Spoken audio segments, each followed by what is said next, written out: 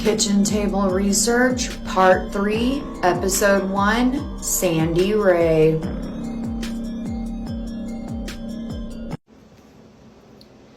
Okay, hey guys, this is Kitchen Table Research, and we are back with Part 3 of the Sandy Rae story. So we are going to talk about Sandy's boyfriend, Danny McCloud.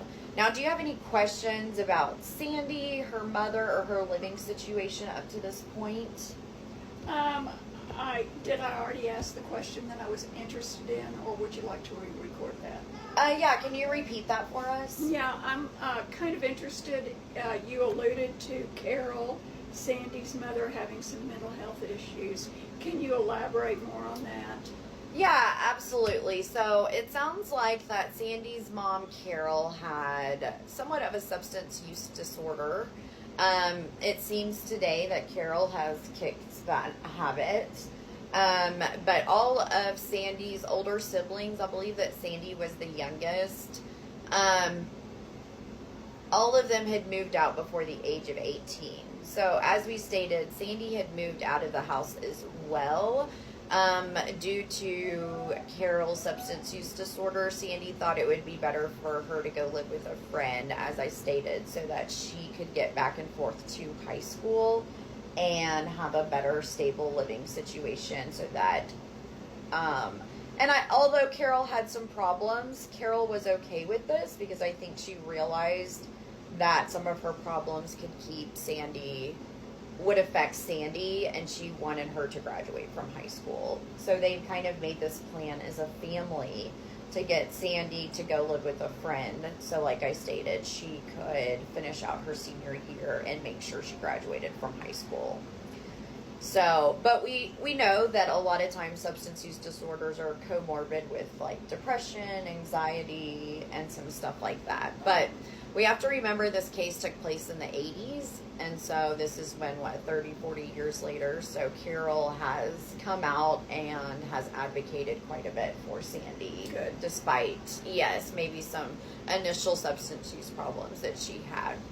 So now that we've talked about Sandy and we've talked about Carol some, let's get into Sandy's boyfriend. So his name was Danny McCloud. And the McCloud family and the Ferg families were the defining families of Shawnee, Oklahoma. Have you ever been to Shawnee?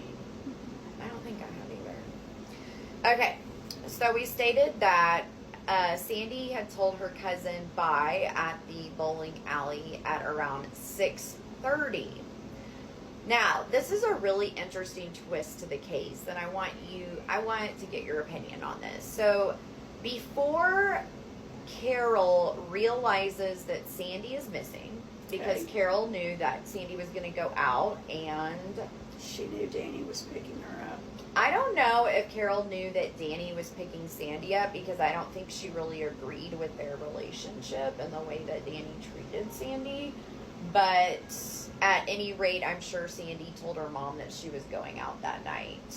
Okay. So, and remember, she's living with a friend. So Carol's not expecting her home that night. Okay. So it's not until about 24 hours or until the next morning when Carol can't get a hold of Sandy that they realize that she's missing, okay?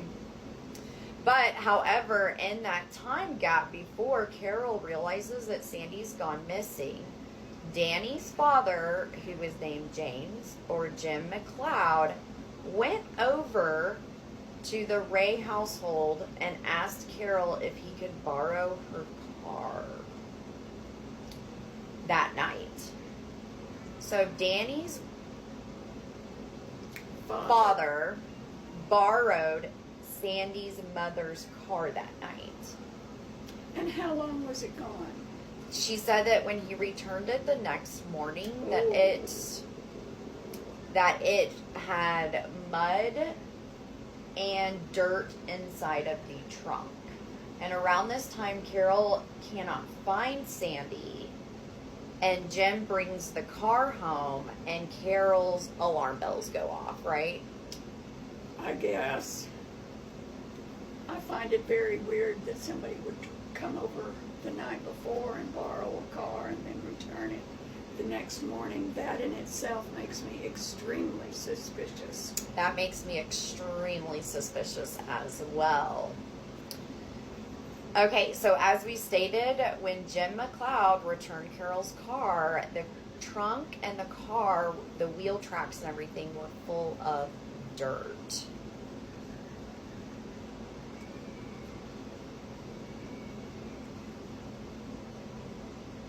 So one of Sandy's cousins named Johnny, he was not the one that worked at the bowling alley. So this is a different cousin. He goes on the Vanish podcast. And Johnny states that he found out about 2 weeks later that Sandy had been missing. So it took a while, I think, and you have to remember this is the 80s, so there's not cell phones, and we're not quite in touch with people as we are today, right? So Johnny realizes that Sandy is missing a few weeks after she does not come home. So Johnny actually kind of takes this case over as like a vigilante investigator. And he's investigated this case ever since he found out Sandy went missing. So let's go back to Danny McCloud, who was Sandy's boyfriend at the time.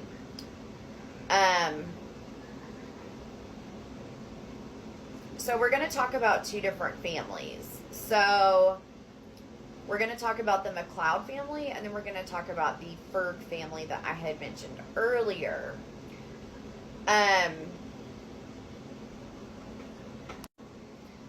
So Danny, the McCloud family, hung out with another family.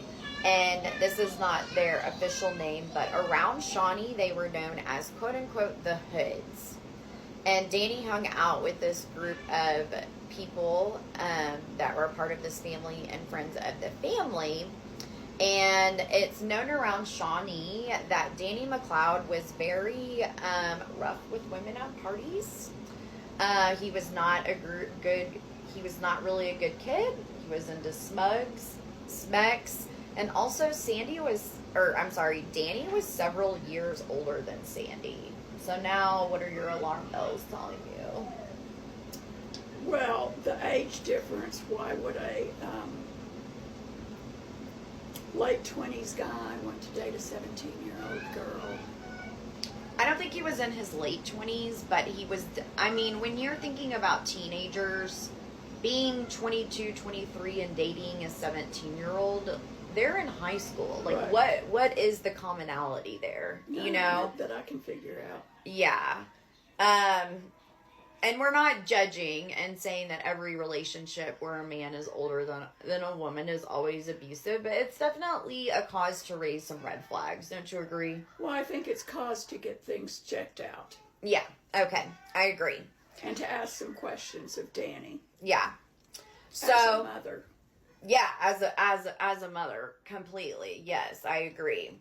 So, one eyewitness that was at the bowling alley that night said that they saw Sandy, and this person knew Sandy personally. So, this eyewitness statement seems to be maybe holds a little bit more weight than, some. So, this eyewitness said that they saw Sandy outside of the bowling alley, being held down by a man in a green Impala.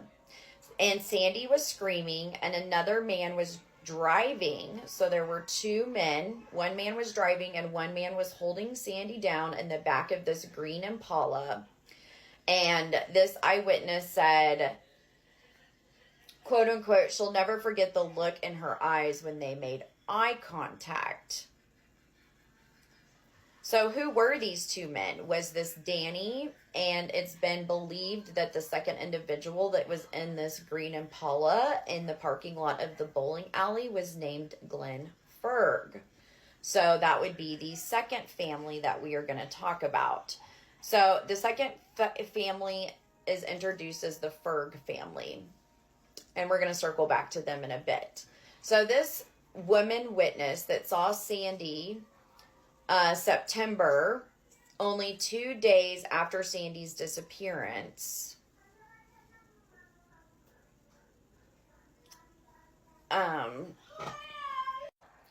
Excuse me. So when this woman finds out that Sandy is missing, she calls 911 and gives her statement. However, police do not take her statement seriously. This woman